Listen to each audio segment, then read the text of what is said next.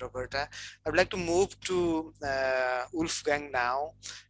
He will be speaking, he's comfortable to speak in German, and our friend David will be translating that into English.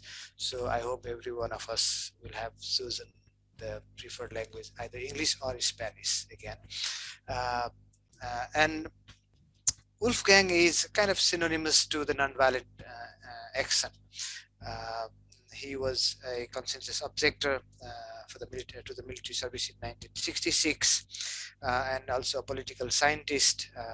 He initiated the well-known research center for nonviolence in Germany, but working, I think, throughout the world, including in Nepal, as far as I know.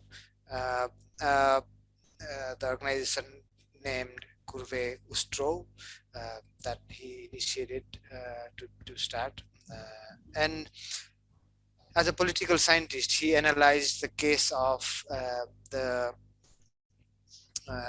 resistant struggle of 103 family in southern France, where they were trying to, a successful nonviolent struggle, I would say, where those families were trying to stop the extension of military base, and later on in 1981 the expansion of the military base was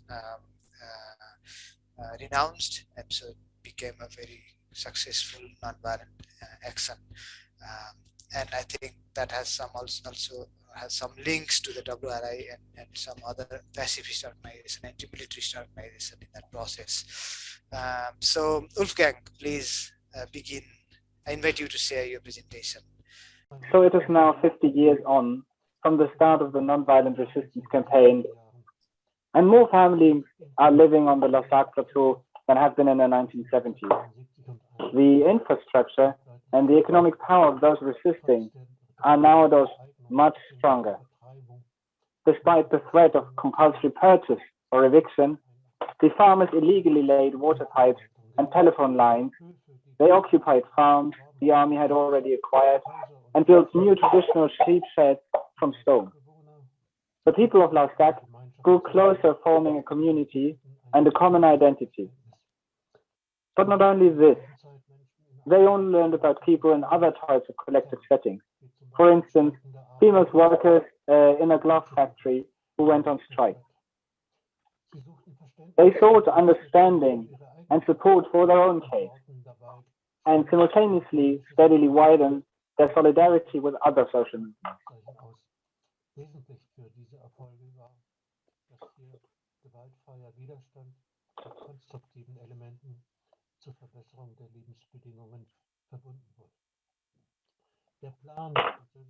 The French government's plan to establish multiple large-scale military training sites was defeated.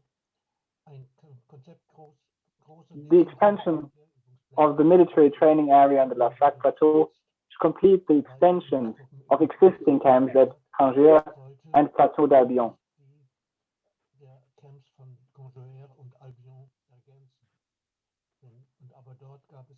There hadn't been any resistance in these places, especially if we compare it to what happened at Larzarc. So what are the key elements that specifically enabled the rise of the most powerful protest movement against militarization that the French Fifth Republic has witnessed?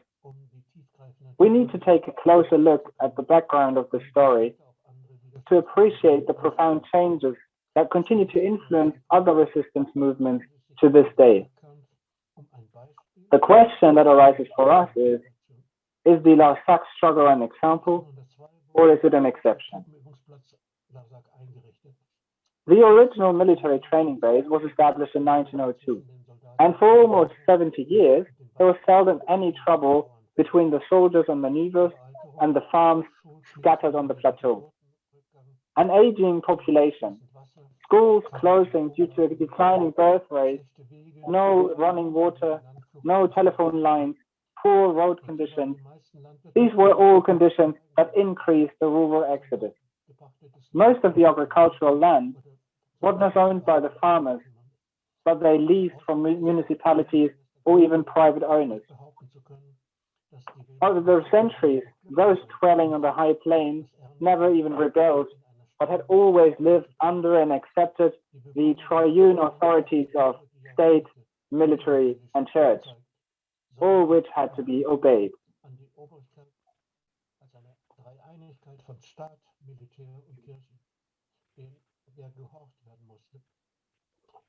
They were more content to let their interests be represented by the Farmers Association and by local politicians and officials. The Mai 68 riots in Paris was something they had only heard of in the far distance. In the autumn of 1971, when the decision for the expansion of the military training base from a mere 3,000 to a staggering 17,000 hectares was announced, and that 109 farms would be affected, either in part or completely, left-wing and anti-militarist organizations called for the first demonstration in the town of Millau.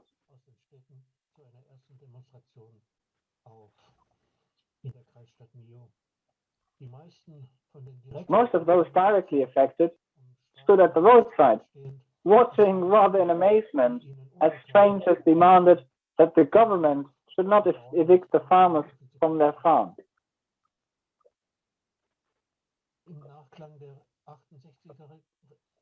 What the government in Paris had not noticed was that the situation had to begin to change in the second half of the 60s, when young, well-trained pioneers had settled down on deserted farms and started a more efficient agriculture with modern methods.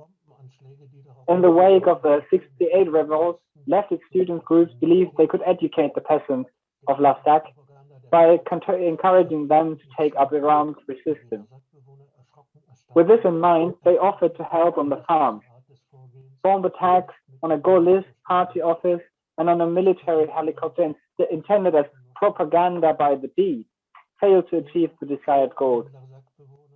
Instead, they alarmed the Larzarc residents as they realized that this kind of action was not compatible with their values and could only harm their cause.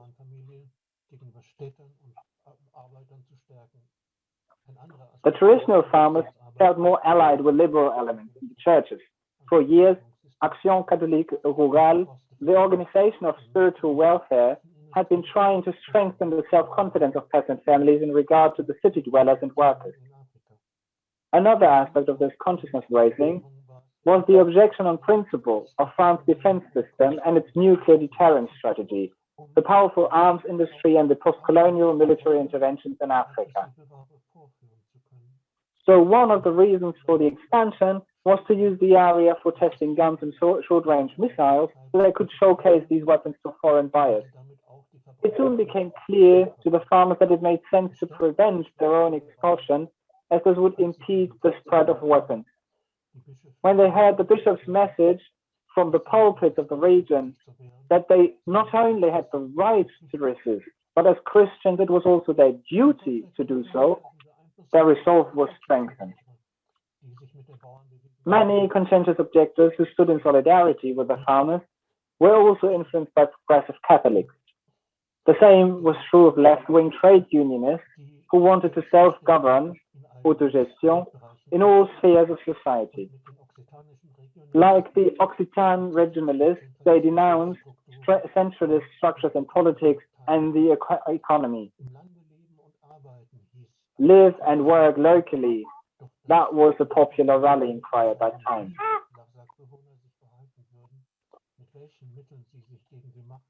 The support of the nonviolent movement played a transformative role for the conscience of the farmers.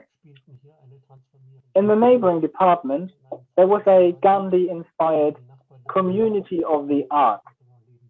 It got involved early on, and their founder, Lanza del Vasto, fasted for 14 days straight on the Larzarc plateau in solidarity.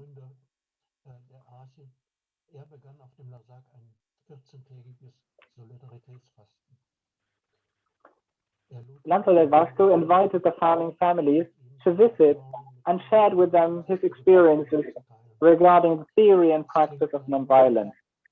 It sounds like the stuff of myths and legends, but at the end of his fast, 103 of all the 109 potentially affected farmers solemnly pledged to stay together and not to leave their land, together with the decision that any actions they undertook should be fundamentally of a non-violent nature. This oath of 103 laid the foundation for the movement's enduring unity. The actions often used iconic symbols taken from their everyday life, such as sheep or tractors. Für ihre Aktionen verwandten sie Symbole aus ihrem Alltag wie Schafe oder Traktoren. In 1972, the farmers succeeded in finally putting Larzarc on the front pages of all national and international press with a spectacular stunt. They brought 60 sheep to Paris and let them graze at the foot of the Tour Eiffel, Eiffel Tower. The presence of sheep in the capital became a constant, and the sheep were there, even in town halls and in courtrooms, wherever politicians and judges in the following years were deaf to the argument of the shepherds. In 1973, the farmers drove with more than 60 tractors to Paris, 710 kilometers away, so around 450 miles.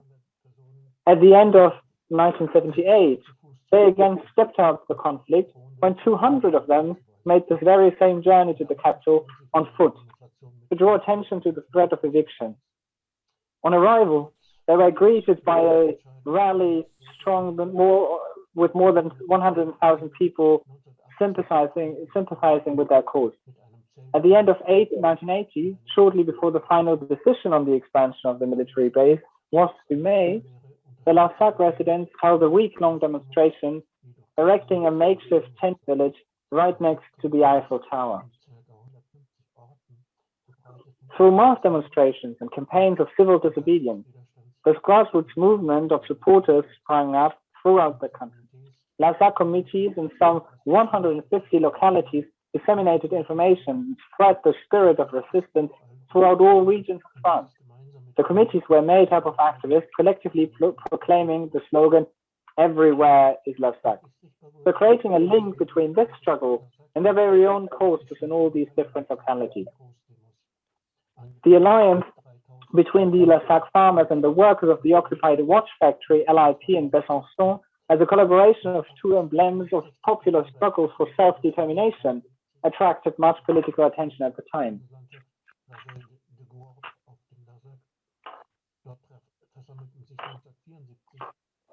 The growing success of the Larzarc struggle was reflected in the huge demonstrations, with increasing numbers of participants. In 1972, 3,000 people took part in Operation Open Farm. The numbers rose to 60,000 in the August of 1973 at the rally in an area of rock formations at the Larzarc Plateau. In 1974, already 100,000 participants gathered there for the Harvest Festival of the Third World. Under the banner, "Crops bring life, weapons bring death," large tracts of land belonging to the army were plowed for the first time. A big number of tractors converted it to agricultural land. Subsequently, the land was worked, and later the harvesting period was an occasion for regional demonstrations. During the war in Algeria, there had been two campaigns of civil disobedience. To protest against the war, people had withheld their taxes or handed back their military service ID card. Both forms of protest achieved significantly higher levels of participation when they were initiated again, but this time in support of the Larzarc cause. From 1972 onwards, there was a call for people to withhold 10% of their taxes. Despite the legal risk of being sentenced, ranging from 3 months to 2 years of imprisonment, the number of people who withheld their taxes rose to almost 3,000. The money from this went to APAL, the Association for the Promotion of Agriculture in Larzarc. The first actual, very symbolic use of this withheld tax money was an illegal construction of a stone sheep barn, the one of La Blaquière. also called the Cathedral of Resistance. The building was illegal on 3 levels. It was built without any planning permission. It was financed with money from withheld taxes, and some of those involved in its construction were so-called total refusers. So conscientious objectors refused military service of any kind, and also doing their voluntary service by organizing it themselves. War Resistance International organized a camp at La Plaquea to accommodate helpers participating in the construction of the gigantic community animal shelter. At the same time, a campaign was launched whereby people handed back their military service ID cards in support of the civilian struggle in Larzarc. At the end of 1973, 60 Larzarc farmers returned their military ID to the Defense Ministry to demonstrate their determination to resist. Nationally, some 3,000 people participated in this campaign of civil disobedience. From 1975 onwards, the state reacted by taking legal action. However, the repressive measures meted out were very disproportionate so that they lacked credibility. Often a verdict only served to incite more people to hand back their military ID. The trials provided a public forum where the Larzarc conflict could be discussed. The defenders of Larzarc were forced on numerous occasions to take direct action in the face of the advancing army. They obstructed maneuvers and blocked military convoys that they encountered on their land, which is outside the boundaries of the existing military training area, or on occupied farms that had been acquired by the army. Le Cun du Larzarc, a meeting place for non-violent activism, was set up by conscientious objectors in the first farm which was occupied. In one of their most daring operations, 22 farmers entered the barracks of the military camp.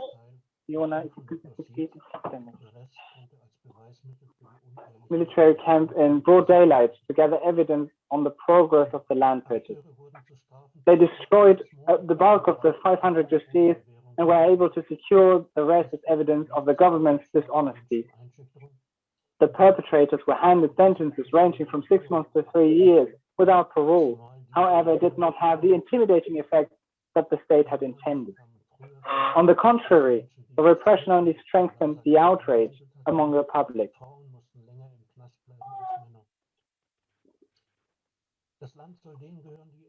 The land for those who work it was a key slogan in the battle for the Larzarc. Money and land ownership should not determine whether the land was used to sustain life or for the murderous industry. The defenders of Larzarc utilized the type of land ownership cooperative, the GFA, which is the agricultural land pool, into which farmers could transfer land and supporters from outside could buy shares in it.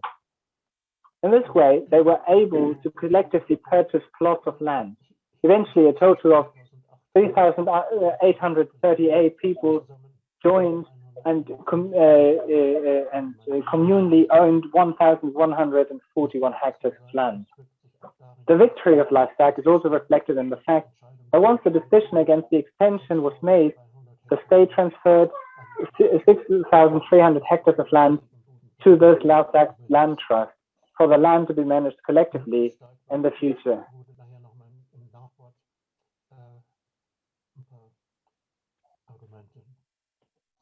Okay, soweit. All right, so that's a bit of a abrupt ending. I'll just read out the last 3 sentences. Following the victory of that 10 years fight in 1983, the Larzarc Plateau was the scene of what was up until then the largest gathering of opponents of nuclear weapons, attracting 20,000 demonstrators. In gratitude for the solidarity that got and to support other grassroots movement at Larzarc Foundation was set up. In the summer of 2003, 300,000 anti-globalization protesters gathered at Larzarc. Ever since, Larzarc has been represented at all international alternative summit meetings, so Larzarc lives on until today. Thank you.